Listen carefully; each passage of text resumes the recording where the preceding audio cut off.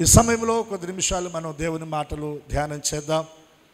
సర్వమానవాళి పాప ప్రాయశ్చిత్తార్థమై ప్రభువైన యేసుక్రీస్తు వారు సిలువకు అప్పగించబడి, సిలువలో ఆయన నలగొట్టబడి, గాయపరచబడి, తన అమూల్యమైన పరిశుద్ధ రక్తాన్ని ఆఖరి బొట్టు వరకు మనందరి కొరకు ఆయన చిందించి, తన ప్రాణమును సిలువలో బలిగా అర్పించి, తన ప్రాణమును ధారపోసి ఆయన సమాధి చేయబడి మూడవ దినాన తిరిగి లేచిన దినమే ఈ దినం. దేవునికి ఒకసారి స్తోత్రం చెల్లిద్దాం. అనాది కాలముగా భూమి మీద మానవుని యొక్క మనుగడ మొదలైన నాటి నుండి నేటి వరకు, ఆదాము కాలము మొదలుకొని నేటి వరకు భూమి మీద ఎందరో కోట్లాది మంది జన్మించారు, చనిపోయారు. వారిలో సామాన్యులు ఉన్నారు, సామంతులు ఉన్నారు, ధనికులు ఉన్నారు, జ్ఞానులు ఉన్నారు, దేశాన్ని ప్రపంచాలను ఏలిన శాసించిన నియంతలు ఉన్నారు, మహాత్ములు ఉన్నారు, మనుషుల చేత దేవతలుగా దేవుళ్ళుగా కొలవబడిన వారు ఉన్నారు. ఈ కోట్లాది మంది ప్రజలు జన్మించారు, చనిపోయారు. వారి దేహాలు సమాధిలో పెట్టబడ్డాయి. నేటి వరకు వారి దేహాలు సమాధిలో కుళ్ళిపోయి పురుగులు పట్టి సమాధిలో అలాగే ఉండిపోయినాయి. ఒకే ఒక్కడు సుచరిత్ర కలిగిన దేవుడు, పరిశుద్ధుడు అనుటకు యోగ్యుడైన యేసుక్రీస్తు ప్రభువారు 2024 సంవత్సరాలకు పూర్వం యెరూషలేము యూదా బెత్లెహేములో కన్య అయినటువంటి మరియ గర్భము ద్వారా ఈ లోకానికి వచ్చి 33.5 సంవత్సరాలు ఆయన భూమి మీద జీవించి అన్యాయపు తీర్పు చేత సిలువకు అప్పగించబడి, దానికి రీజన్ ఏంటంటే మనందరి దోషము ఆయన మీద మోపబడింది. మన సమాధానార్థమైన శిక్ష ఆయన మీద పడింది. మన అతిక్రమ క్రియలను బట్టి ఆయన గాయపరచబడ్డాడు. మన దోషాలను బట్టి ఆయన నలగొట్టబడ్డాడు. సిలువ మీద ఆయనతో కూడా సిలువ వేయబడిన ఇద్దరు దొంగలలో ఒక దొంగ యేసు ప్రభువాన్ని గూర్చి తనిచ్చిన సాక్ష్యం, ఈయన ఏ తప్పిదమును చేయలేదు. రోమా గవర్నర్ పొంతి పిలాతు ఇచ్చిన సాక్ష్యం, ఈయనలో నాకు ఏ దోషము కనబడటం లేదు. పిలాతు భార్య ఆమె ఇచ్చిన సాక్ష్యం, ఆయన నీతిమంతుడు. 2 చేతులెత్తి స్తోత్రం చెల్లిద్దామా? ఏ తప్పిదము చేయనివాడు, ఏ దోషము లేనివాడు, నీతిమంతుడు మన పాపముల కొరకై సిలువకు అప్పగించబడ్డాడు. మన అతిక్రమాలను బట్టి, మన దోషమును బట్టి మనకు రావలసిన శిక్ష ఆయన తన మీద వేసుకొని ఆ భారమైన సిలువను మన కొరకు ఆయన మోసాడు. కపాలమనబడిన గొల్గొతా కొండపైకి మన పాపములన్నీ కూడా ఆయన తన భుజం మీద వేసుకొని ఆ భారమైన సిలువను ఆయన మోసాడు. ఒకటి తక్కువ 40 కొరడా దెబ్బలు ఆయన దేహాన్ని నాగటి చాలవల్లే దునిని ఆయన ఎముకలు స్థానాలు తప్పినాయి. ఒక దుర్మార్గుడు ఆయన గడ్డం పట్టుకొని పెరికాడు. మరొక క్రూరుడు ఆయన ముఖాన ఉమ్మి వేశాడు. ఆయన్ని గేలి చేశారు, హేళన చేశారు, అవమానించారు, దూషించారు, తోలనాడారు. ఆయన నోరు తెరవలేదు. రాత్రి వెస్లీ చెప్పాడు, ఆయన మౌనముగా నుండెను. నీవు ఉండగలవా? నేను ఉండగలనా? మనం ఉండగలవా?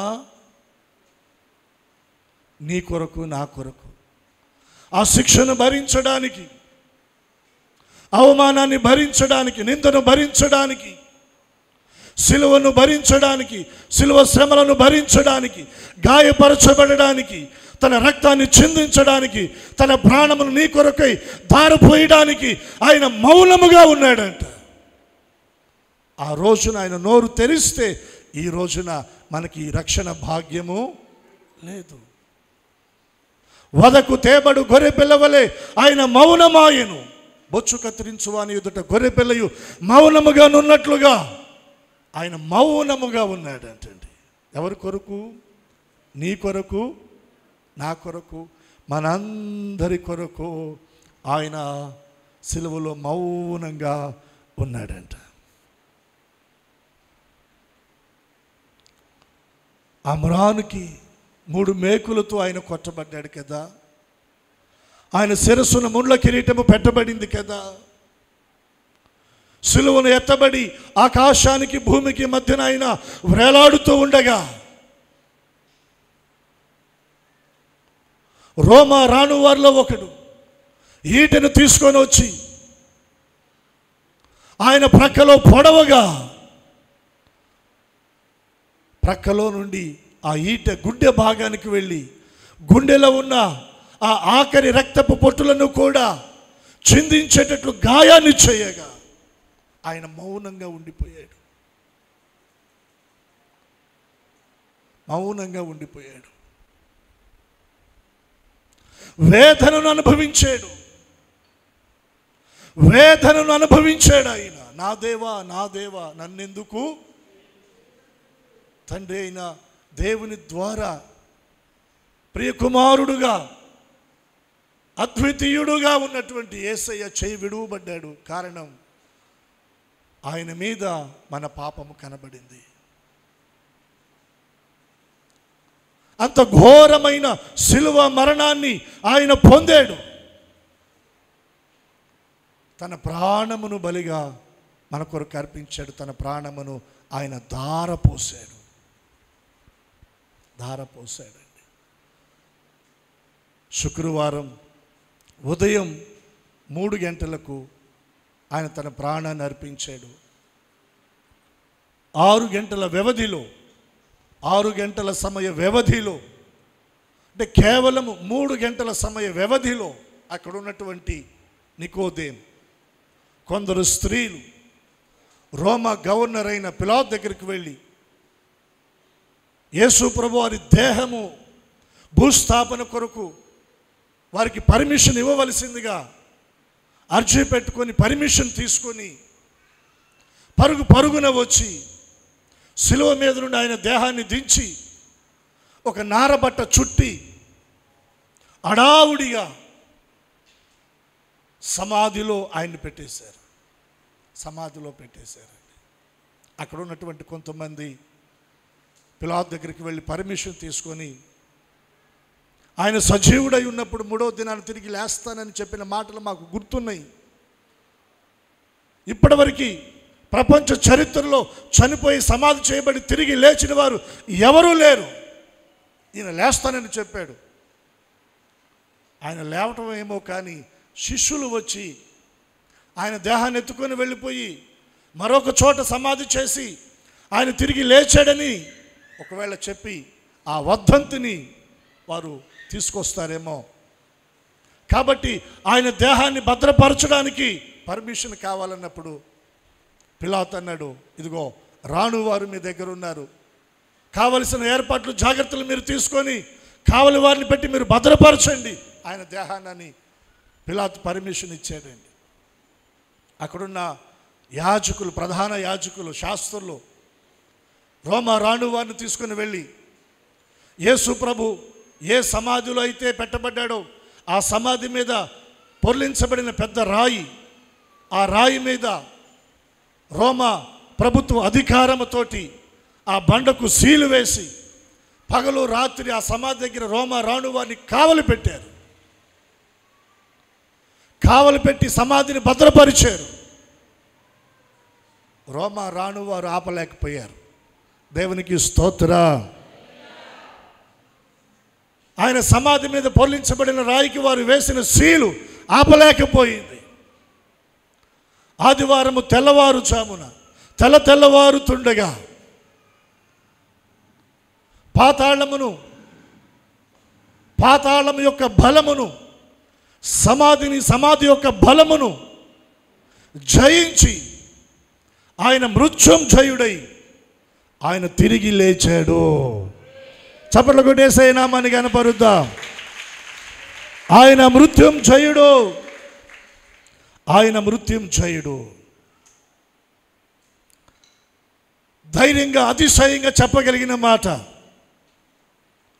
ఆదాము మొదలుకొని నేటి వరకు చనిపోయిన ప్రతి ఒక్కరి దేహాలు సమాధిలో పెట్టబడి కుళ్ళిపోయి పురుగులు పట్టి మట్టికి మన్నుగా మార్చబడ్డాయి.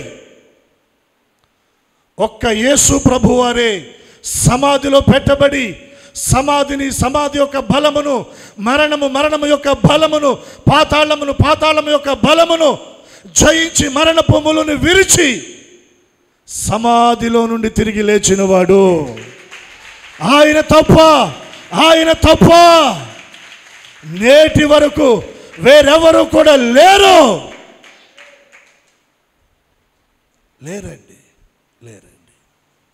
ఆయన మృత్యుంజయుడు, మరణపు ములును విరిచినవాడు.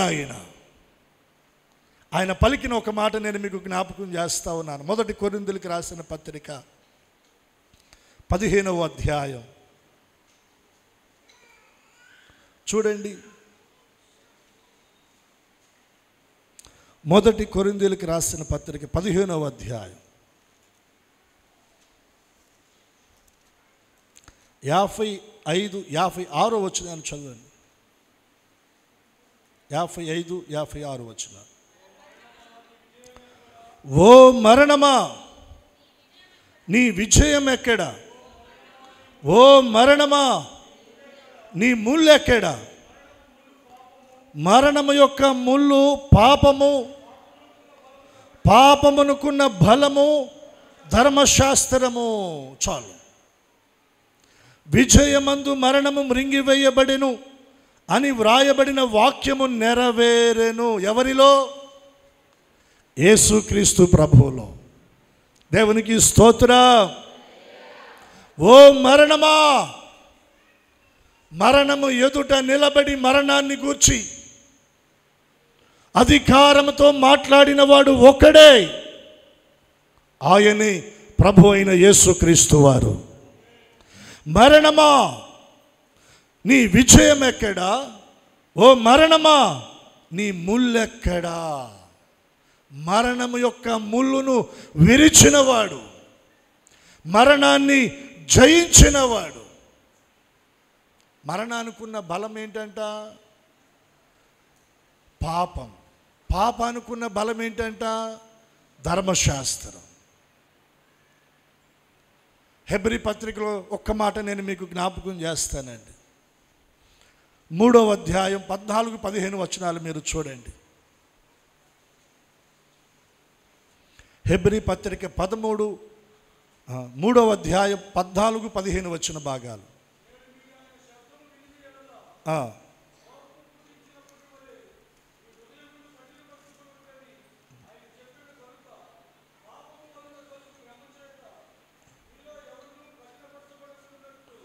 క్షమించండి, 2వ అధ్యాయం 13,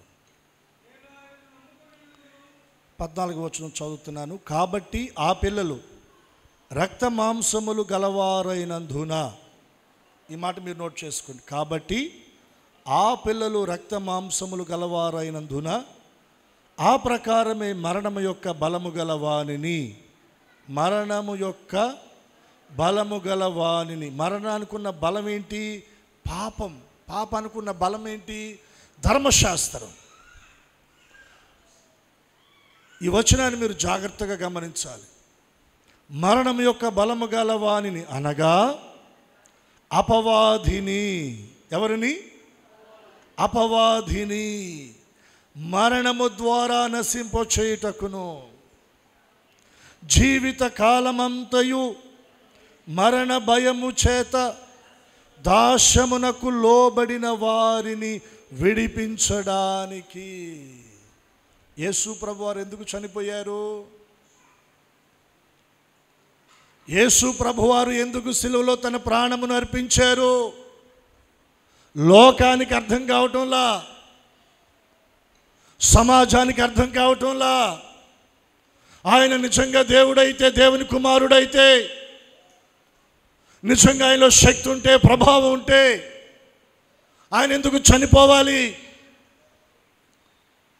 ప్రభుతో కూడా సిలువ వేయబడిన ఇద్దరు దొంగల్లో ఒక దొంగ అదే కదా అంది, నువ్వు నిజంగా దేవుని కుమారుడు అయితే నిన్ను నువ్వు రక్షించుకొని మమ్మను కూడా, అసలు నువ్వు చనిపోవలసిన ఆ అవసరం ఎందుకు? నిన్ను నువ్వు రక్షించుకో, మమ్మను కూడా రక్షించు. నువ్వు తప్పించుకో, మమ్మల్ని కూడా తప్పించు. సిలువ మీద ఒకవేళ ఆయన చనిపోకుండా తను కాపాడుకొని రక్షించుకునే ఆ శక్తి, ఆ ప్రభావం ఆయనకుంది. ఒకవేళ దిగి వస్తే ఎవరికి నష్టం? మనకి నష్టం అండి. అర్థమైంది? ఇక్కడ ఏమంటున్నాడు? జీవిత కాలమంతయు మరణ భయము చేత. ఒక చిన్న పిల్లవాడిని కదిలించి అడగండి, చావంటే బబ్బెలు పెట్టేస్తాడు. ఒక యవనస్తుడిని అడగండి, ధైర్యంగా నిలబడగలడా చావంటే? కాస్త మధ్య వయసు గలవారిని పలకరించి అడగండి, చస్తావా అని. చస్తారా? వయసు పైబడి వృద్ధాప్యలో ఉన్నవారిని పలకరించి అడగండి, డాక్టర్ గారు చెప్పారు ఇంక నీవు రోజుల మనిషివేనా అంటే ధైర్యంగా ఉండగలడా? జీవిత కాలమంతయు దేనితో నింపబడ్డామను? మరణ భయం. మరణం మరణం మరణం మరణ భయం మన నరాలలో, మన అంతరంగంలో, మన హృదయంలో, మనస్సులో, ఆలోచనలో నిండిపోయింది. చావు భయముతో మనం బ్రతుకుతున్నామండి. ఈ చావు భయం నుండి ఎవరు విడిపించగలరు? ఎవరు విడిపించగలరు? చావు భయము లేనివాడు, చావును జయించిన వాడు విడిపించగలడు. దేవునికి స్తోత్రం. నేను మీకు మనవి చేస్తా ఉన్నా, యేసు ప్రభువారు తను రక్షించుకోలేక ఆయన చనిపోలా. తను రక్షించుకోలేక తన ప్రాణమును బలిగా అర్పించలా. తను రక్షించుకోవడానికి ఆయన శక్తి కలిగిన దేవుడే. అయినప్పటికీ కూడా తను ఎందుకు చనిపోయాడంటే, జీవితకాల మరణ భయము చేత దాస్యమునకు లోనైన నిన్ను, నన్ను, మనలను, భూమి మీద ఉన్న సర్వ మానవాళిని విడిపించడానికి మన స్థానములో ఆయన చనిపోయాడు. చప్పట్లు కొట్టేసే నామాన్ని కనపరుద్దాం. బిగ్గరగా స్తోత్రం చెబుదాం. హల్లెలూయా, హల్లెలూయా.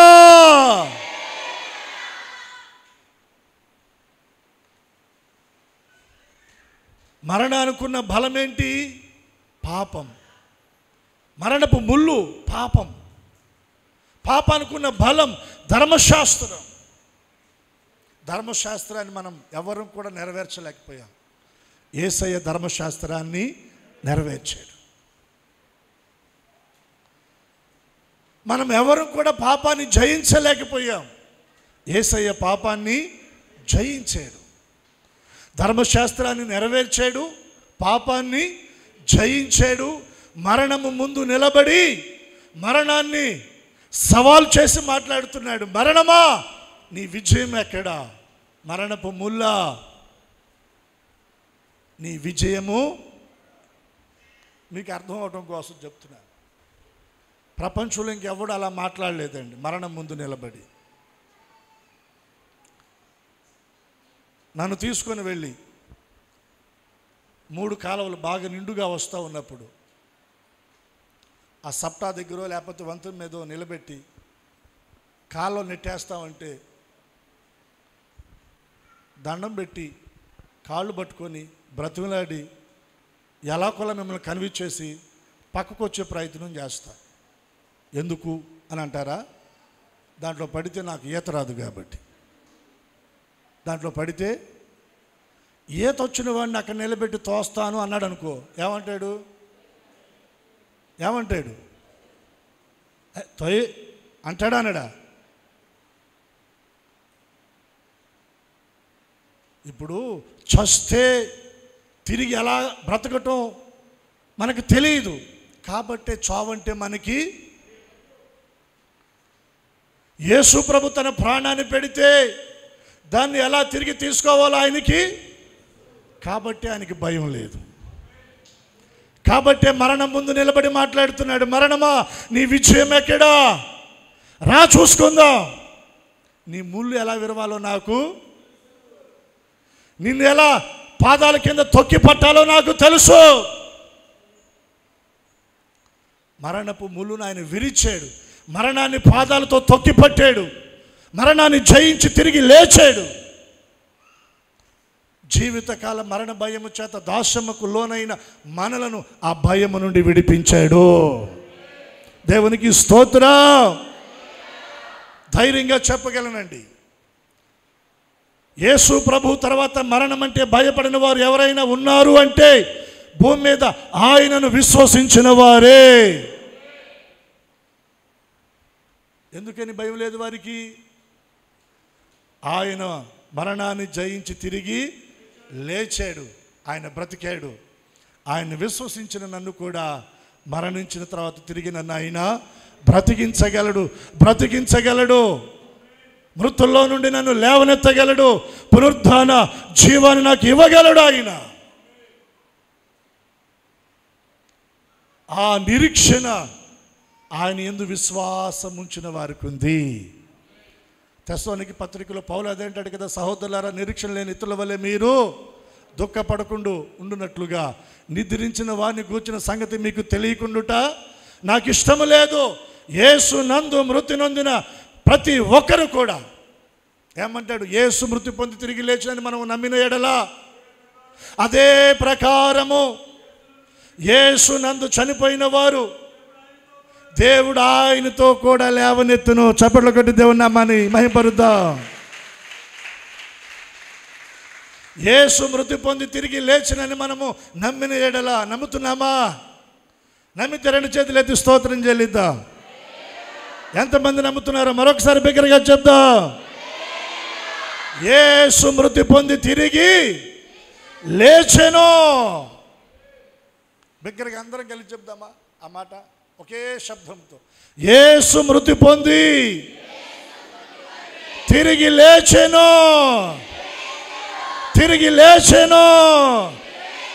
అదే ప్రకారము దేవుడు నన్ను లేపును. ఉందా నిరీక్షణ? ఆ నిరీక్షణ నీకుంటే నువ్వు ధన్యుడు. ఆ నిరీక్షణ నీకు లేకపోతే నువ్వు అన్యుడు. హల్లెలూయా. ఎప్పుడు వస్తుంది ఆ నిరీక్షణ? మారు మనసు పొంది పాపక్షమాపణ నిమిత్తం బాప్తిజం పొంది రక్షించబడి ఆయన రక్త మాంసాల్లో పాలువారమై ఆయన బిడ్డగా ఆయన సొత్తుగా ముద్రించబడినప్పుడు ఆ నిరీక్షణ మన గుండెల్లో దేవుడు కలగచేస్తాడు. నిజ క్రైస్తవునికి, నిజ విశ్వాసికి చావు భయము లేదు. పౌలు గారి జీవితంలో చూసామా చావు భయాన్ని? ఏమన్నాడు? నా మట్టుకైతే బ్రతుకుట క్రీస్తే, చావు అవుతుంది నాకు. క్రైస్తవుల మరణం, క్రైస్తవుల చావు అది వారికి లాభం. పేతురు గారిని చంపేస్తూ ఉన్నారండి. యేసు ప్రభు మాదిరిగా సిలువ వేసి చంపేయడానికి అన్ని ఏర్పాట్లు జరిగినాయి. సిలువ వేస్తున్న వారిని దండం పెట్టి బ్రతిమలాడి అడుగుతున్నాడు, చంపొద్దని కాదు, ఇలా సిలువ వేయబడటానికి నేను అర్హుడను కాదు, ఎందుకంటే నా ప్రభు అలా సిలువ వేయబడ్డాడు, ఆయనతో నేను సమానుడను కాను. ఒకవేళ మీరు నన్ను చంపాలనుకుంటే నన్ను తలక్రిందులుగా మీరు సిలువ వేసి నన్ను, మామూలు విషయమా, తల క్రింద భాగానికి పెట్టి కాళ్ళు పైకి పెట్టి రెండు చేతులు చాపి సిలువ వేసి చంపండి అని ధైర్యంగా పేతురు భక్తుడు చెప్పగలిగాడు. కారణం ఏంటి? ఆయనకి తెలుసు ఆ చావులో ఉన్న లాభం. చప్పట్లు కొట్టి దేవుని నామాన్ని గనపరుద్దాం. ఇక్కడ కన్ను మూస్తే యేసయ్య కౌగిట్లో నేను కన్ను. ఇక్కడ ఒకవేళ నేను తలవాలిస్తే నా యేసయ్య ఒడిలో నేను తలవాలుస్తాను. అక్కడ ఆ గొప్ప శుభప్రదమైన నిరీక్షణ. స్టెఫెన్ని రాళ్ళు పెట్టి కొట్టి చంపుతా ఉన్నారు. వద్దన్నాడా? చావులో ఉన్న లాభం ఏంటో ఆయనకి తెలుసు. భయపడలా వారు చావుకి. మరి యేసు లేనప్పుడు జీవితకాల మరణ భయము చేత దాస్యమునకు లోనయ్యాం. దేవుణ్ణి, మన ప్రభువుని విశ్వసించిన తర్వాత ఆ భయం మనలో నుండి పోయింది. ఉందా? ఆ భయం ఉంది అంటే మనలో ఎక్కడో ఆ భయం ఇంకా ఉంది అంటే పరిపూర్ణమైన విశ్వాసంలో ఇంకా మనం రాలేదు. హల్లెలూయా. పరిపూర్ణమైన విశ్వాసంలోనికి వస్తే ఈ లోకం మనకి ఎలా ఉంటుందో చెప్పమంటారా? మురికిగా ఉంటుంది. ఈ లోకం మనకి ప్రియమైనదిగా ఉంది అంటే ఇంకా పరిపూర్ణమైన విశ్వాసంలోనికి మనం,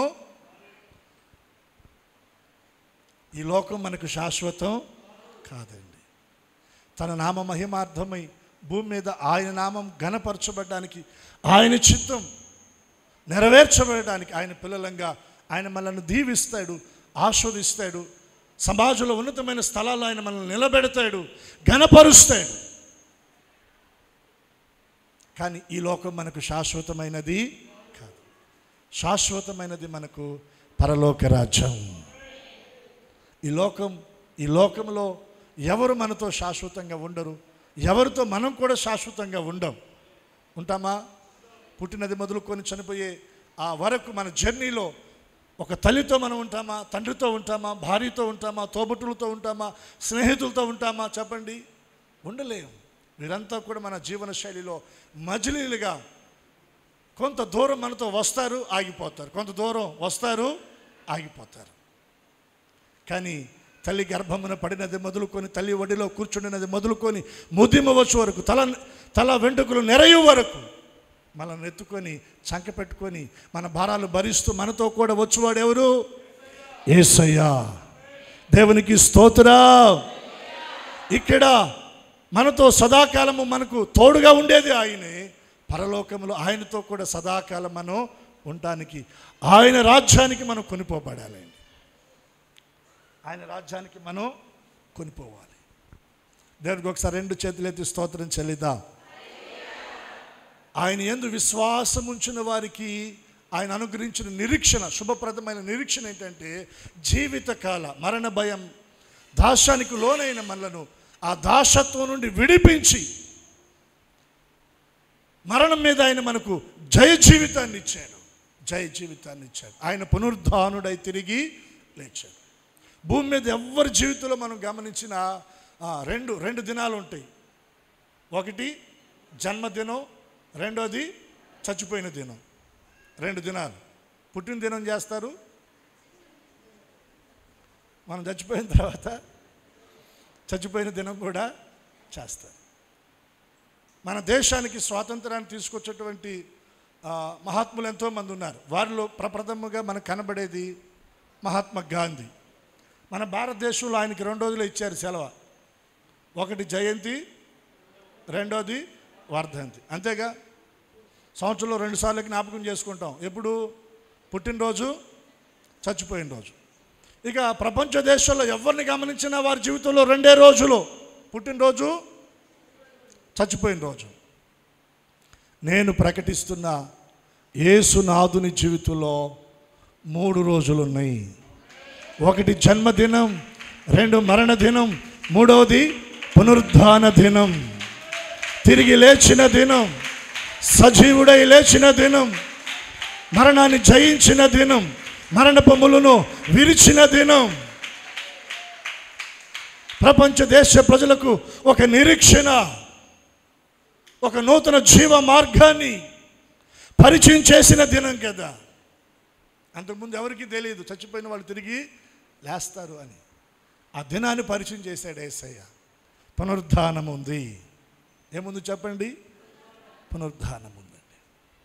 ఇందాక ప్రియులు షామిల్ గారు జ్ఞాపకం చేసిన ఆ సందర్భంలో నుండి 2-3 మాటలు జ్ఞాపకం చేసి ముగిస్తాను. ప్రభు పునరుద్ధాన దినాన దేవుని పిల్లలంగా, విశ్వాసులంగా, దేవుని ప్రజలంగా మనలో ఉండవలసిన లక్షణాలు. ప్రభువును కలుసుకోవడానికి సందర్భాన్ని కొంచెం పక్కన పెట్టండి. అంటే మగ్ధలేని మరియ మరికొందరు స్త్రీలు ఆయన దేహానికి సుగంధ ద్రవ్యాలు వ్రాయాలన్న ఆలోచనతో సమాధి దగ్గరికి వెళ్ళారు. ఆ సందర్భాన్ని పక్కన పెడితే అక్కడ ఒక మాట నేను మీకు జ్ఞాపకం చేస్తున్నాను. ఏంటి ఆ మాట అంటే, మగ్ధలేని మరియ మరికొందరు స్త్రీలు ఇంకా చీకటిగా ఉండగానే పెందల కాడ లేచి ఎక్కడికి వెళ్ళారు? యేసు ప్రభువును దర్శించుకోవడానికి వారు వెళ్ళారు. ఇక్కడ నేను మీకు జ్ఞాపకం చేస్తున్న మాట పెందల కాడ. అందరూ చెప్పండి, పెందల కాడ. ఎక్కడికి బయలుదేరింది? యేసు దగ్గరికి బయలుదేరింది. తర్వాత అక్కడ సందర్భం పక్కన పెట్టండి. అసలు ఆమె ఆలోచన అందరికంటే నేనే ముందు వెళ్ళాలి. అందుకనే పెందలకాడ లేచింది, పెందలకాడ బయలుదేరింది. పెందలకాడ అందరికంటే ముందుగా ఎక్కడికి వెళ్ళింది? సమాధి దగ్గరికి. ఈ పునరుద్ధానపు దినం ఒక ప్రశ్న మన అంతరంగంలో మనం వేసుకుందాం. దేవుని దగ్గరికి వెళ్ళే విషయంలో, దేవుని దగ్గరికి, దేవుని సన్నిధికి వెళ్ళే విషయంలో, దేవుని కొరకు పరిచర్య చేసే విషయంలో, దేవుని కొరకు అర్పణ అర్పించే విషయంలో పెందలకాడ అంటే ముందు వరుస, ముందు లైను, ముందుగా వెళ్ళే అనుభవం. ముందు వరుసలో నీవు ఉన్నావా, వెనక వరుసలో ఉన్నావా? పెందలకాడ అన్నమాట నోట్ చేసుకుందాం. పెందలకాడ లేచి ఇంకా చీకటిగా ఉండగానే, మీరు యోహాను సువార్త 20వ అధ్యాయం 1వ వచనాల్లో ఆ మాటలు మనం చూస్తామండి.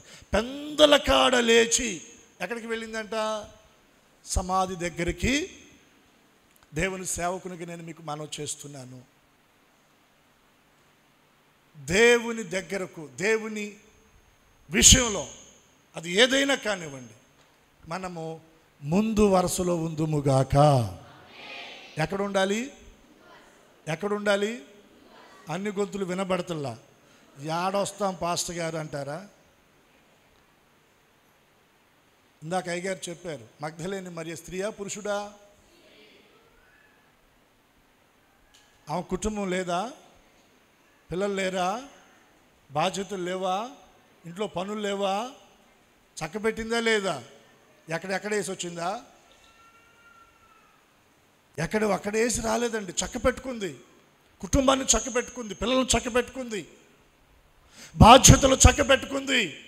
నేను నా ప్రభు కొరకు ముందు వరుసలో ఉండాలి, పెందలకాడు ఉండాలి, నా దేవుని సన్నిధిని నేను దర్శించాలి.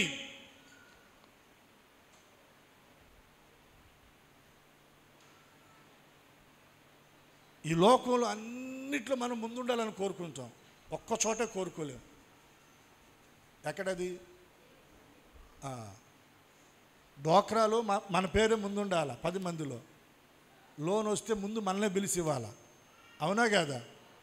అందరికి చేసిన తర్వాత లాస్ట్లో నీకు చెప్తే ఇప్పుడు కనపడ్డామా అని దీర్ఘం తీసి ఆ గ్రూపు లీడర్స్ ఎవరు ఉంటే వాళ్ళకి పెడతారు, వడ్డిస్తారు ఖచ్చితంగా.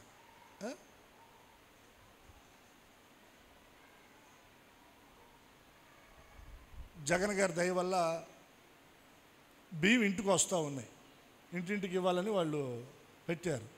అంతకుముందు మనం సంచులు తీసుకొని డబ్బులు తీసుకొని డిపోకి వెళ్ళేవాళ్ళం, రేషన్ డిపోకి. ఇక్కడ మన కాలనీలో వాతావరణం చదువుతున్నానండి. ఆ వ్యాన్ వచ్చిన వ్యాను ఆ పుట్ట దగ్గర ఆగిపోయి అటు నుంచి అటు వెనక్కి వెళ్ళిపోద్దా? అక్కడ ఆగుద్ది, ఇది చూద్ది, తర్వాత ఇక్కడ ఆగుద్ది, ఇక్కడ ఇది చూద్ది, తర్వాత ఆ చూర కూడా అది అక్కడ ఉండగా ఆ చెట్టు దగ్గర ఆ చూరోళ్ళు కూడా వస్తారు. ఎందుకని? ముందు వరుసలో ఉండాలి, ముందు తీసేసుకోవాలి, ముందు అయిపోవాలి ఈ పని. రేషన్ బియ్యానికి కూడా ముందు నువ్వే ఏమ్మా, అవునా కదా? నిజం ఒప్పుకుందాం. రేషన్ బియ్యానికి కూడా వస్తాయి, మన ఇంటి దాకా వస్తాయి, మన బజార్ ముందు దాకా వస్తాయి. కానీ మనం ఉండలేము, వెళ్ళిపోతాం, ఎదురు వెళ్ళిపోతాం. లోకంలో ఉన్న వాటికి ఎదురు వెళ్తున్నావు, ముందెళ్తున్నావు, పోటీ పడుతున్నావు. ఈ పునరుద్ధానపు దినమైన రోషం తెచ్చుకో. నా దేవుని కొరకు నేను ఎదురెళ్ళాలి, ముందుండాలి, ముందు వరుసలో ఉండాలి. ప్రభువుని ఆరాధించడానికి, సేవించడానికి, పరిచర్య చేయడానికి, కానుక అర్పించడానికి, దేవుని కొరకు సాక్ష్యం ఇవ్వడానికి, పాట పాడడానికి, ప్రార్థన చేయడానికి నేను ముందరుసలో ఉండాలి. ఉందా ఎప్పుడైనా తెగువ?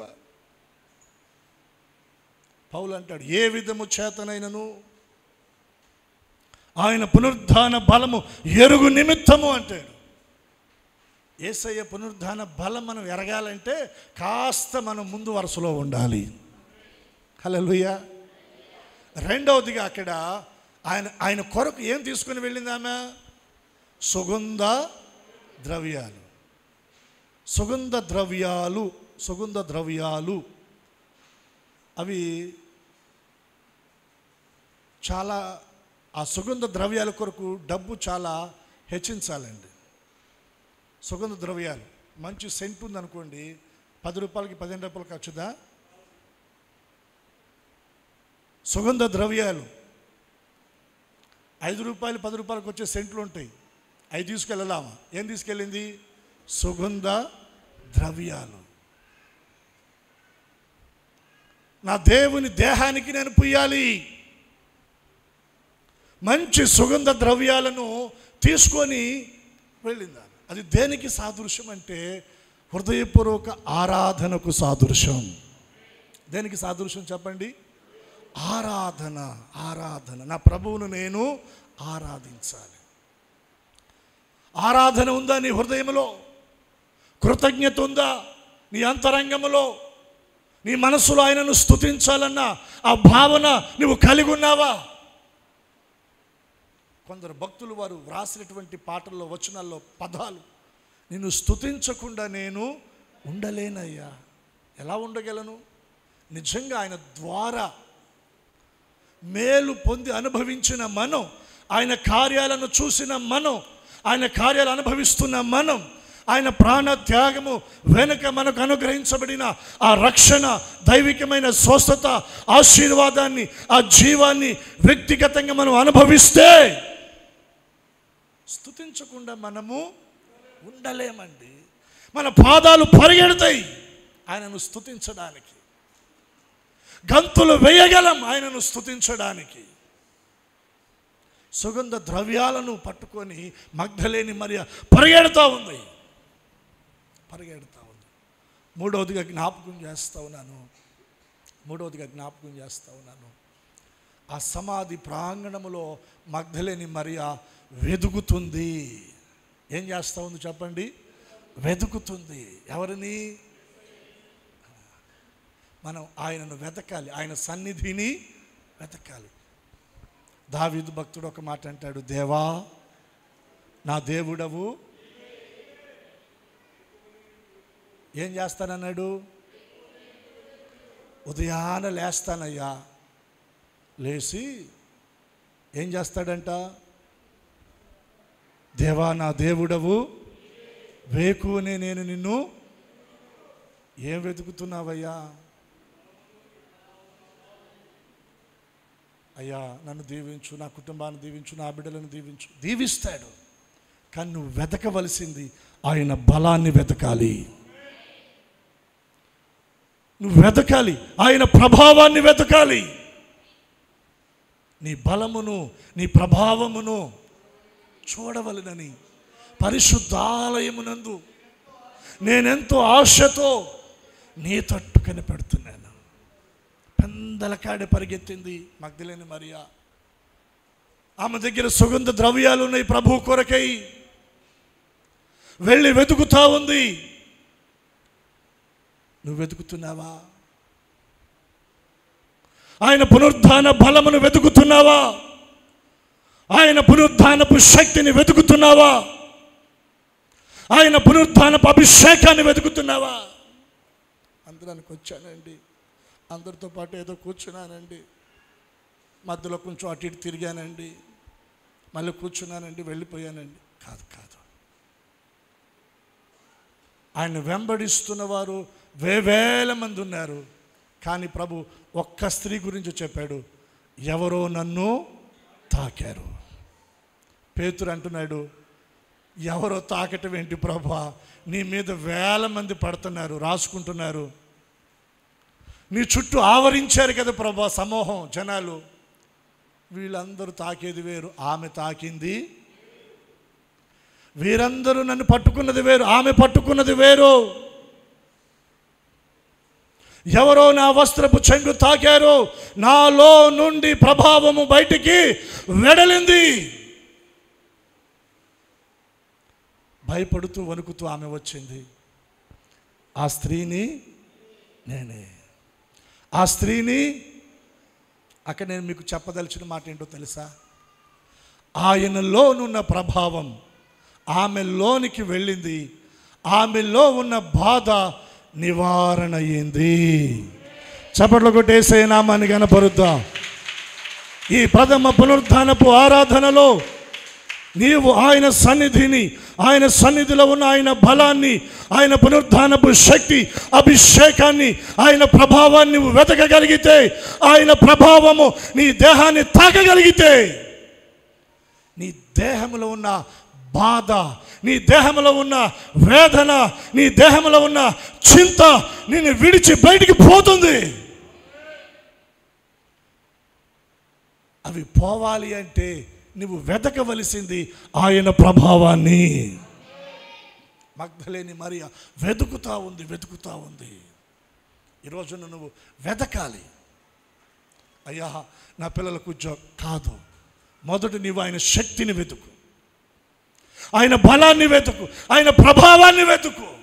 అవి నీలోనికి వస్తే నీకేం కావాలో అవన్నీ దేవుడు అవి ఆటోమేటిక్గా ఆయన సమకూర్చేస్తాడు. నీ కన్నీరు తొడవబడుతుంది, నీ దుఃఖం తొలగిపోతుంది, నీ హృదయంలో ఉన్న చింత వేదన తొలగిపోతుంది, నిట్టూర్పు ఆవిరి వలె నిన్ను విడిచి వెళ్ళిపోతుంది. ఆయన ప్రభావం నీలోనికి వస్తే, ఈరోజు ఆయన ప్రభావం మనలోనికి రావాలి. వచ్చేటట్లుగా మనం వెతకాలి. ఒకటి పెందల కాడ లేచి వెళ్ళింది, రెండవది సుగంధ ద్రవ్యాలతోటి కృతజ్ఞత ఆరాధన భావాన్ని వ్యక్తపరుస్తుంది, మూడవది ఆమె వెతుకుతూ ఉంది. ప్రభు అన్నాడు, అడుగుడి మీకు ఇవ్వబడును, తట్టుడి మీకు తెరవబడుతుంది, వెతకువానికి. మగ్దలేని మరియకు యేసు ప్రభు తన ప్రత్యక్షతను కనపరిచాడా లేదా? 12 మంది శిష్యుల్లో ఒక ఆయన చనిపోయాడు, యోధా తీసి పక్కన పెట్టండి. ఇంకెంతమంది ఉన్నారు? 11 మంది. ఆయన్ని వెంబడించిన స్త్రీలు ఇంకా చాలామంది ఉన్నారు. వీరెవ్వరిలో ప్రప్రథముగా ఆయన తన పునరుద్ధానపు ప్రత్యక్షతను కనపరిచింది ఎవరికి? వెతుకుతున్న వారికి ఆయన ఖచ్చితంగా తన ప్రత్యక్షతను కనపరుస్తాడు. మగ్దలేని మరియకు ఆయన తను అగపరుచుకున్నాడు. ఆమె ఫస్ట్ గుర్తుపట్ల రబ్బోని అంది. ప్రభు అన్నాడు, మరియా. చూసింది, ప్రభువా నీవా. ఫస్ట్ ప్రత్యక్షత ఆమెకే కదా. వెతికే వారికి ఆయన కనపడతాడు, వెతికే వారికి ఆయన తన శక్తిని ఇస్తాడు, ప్రభావాన్ని ఇస్తాడు, అభిషేకాన్ని ఇస్తాడు. ఈ 3 అనుభవాలు మన జీవితంలో కలిగి ఉందము గాక. ప్రార్థన చేసుకుందాం. అందరూ తలలు వంచండి. ఈ మాటలను ప్రభు మనందరి వినికిడిలో దీవించును గాక. ఎక్కడ వారు అక్కడ కళ్ళు మూసుకొని ఒక 2-3 నిమిషాలు ఇబ్బంది అనుకోకుండా చేతులు ఆకాశము తట్టెత్తుదాం. కింద కూర్చొని మోకరించగలిగిన వారు మోకరించండి, ఇబ్బంది అనుకోకుండా. ఒక తీర్మానం, ఈ పునరుద్ధానపు ఆరాధన ఒక్క తీర్మానం ప్రభు దగ్గర. నీ కొరకు నేను ముందుగా ఉండాలి ప్రభా, నిన్ను ఆరాధించి కృతజ్ఞతతో నిన్ను సేవించేవాడిగా నేను ఉండాలయ్యా, నిన్ను వెతికేవాడిగా నేను ఉండాలి ప్రభా, నిన్ను వెతికే కుటుంబంగా నా కుటుంబం ఉండాలి ప్రభా, కృతజ్ఞతతో మిమ్మల్ని ఆరాధించే కుటుంబంగా మా కుటుంబం ఉండాలి తండ్రి, కృతజ్ఞతతో ఆరాధించే కుటుంబంగా ఉండాలి. పెందల కాడ ముందు వరుసలో నేను ఉండాలి ప్రభా, ముందు వరుసలో ఉండాలి. వచ్చాను వెళ్ళాను కాదు నాయన, వచ్చాను వెళ్ళాను కాదు ప్రభా. దేవుని ఆత్మతో చెప్తా ఉన్నాను, ఈరోజు నీవు పునరుద్ధానపు జీవాన్ని నువ్వు పొందుకోవాలి. పునరుద్ధానపు శక్తిని నువ్వు పొందుకోవాలి. పునరుద్ధానపు బలాన్ని నువ్వు పొందుకోవాలి. పునరుద్ధానపు బలాన్ని నువ్వు పొందుకోవాలి. చేతులెత్తి అడుగు ప్రభువుని.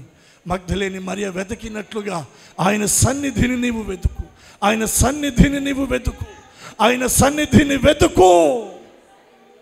దావీదు భక్తుడు పలికినట్లుగా, దేవా నా దేవుడవు నీవేనయ్యా, దేవా నా దేవుడవు నీవేనయ్యా, యేసయ్యా నా దేవుడవు నీవేనయ్యా, యేసయ్యా నా దేవుడవు నీవేనయ్యా, నా దేవుడవు నీవేనయ్యా.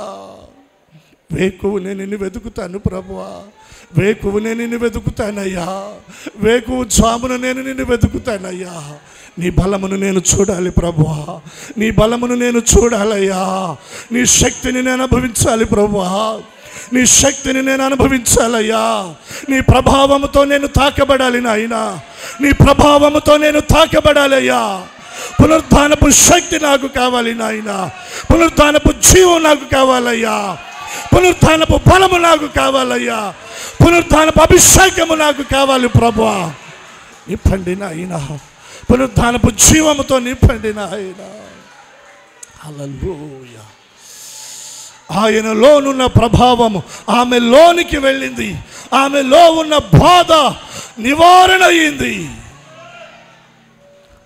ఈరోజు నీలో ఏ బాధ ఉందో ఆ బాధ నీలో నుండి తొలగిపోవును గాక, ఆ బలహీనత నీలో నుండి తొలగిపోవును గాక, ఆ అనారోగ్యము నీలో నుండి తొలగిపోవును గాక, ఆ వ్యాధి నీలో నుండి తొలగిపోవును గాక.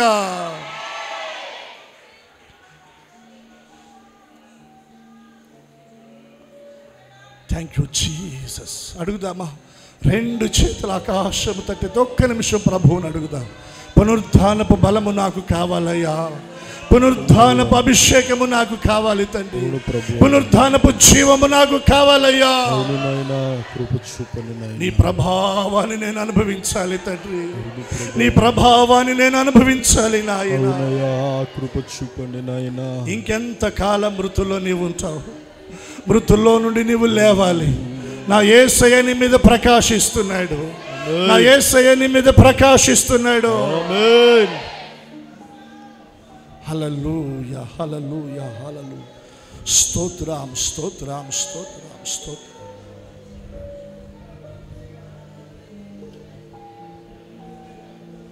స్తోత్రం, స్తోత్రం, స్తోత్రం, స్తోత్రం.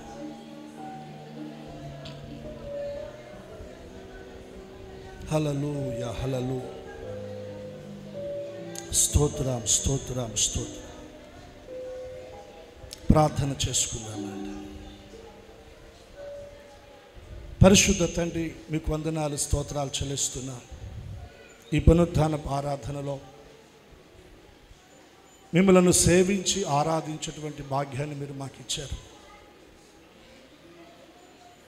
మా కొరకు మీరు చనిపోయి సమాధి చేయబడి మరణ బలమును, మరణపు ముళ్ళును విరిచి జయించి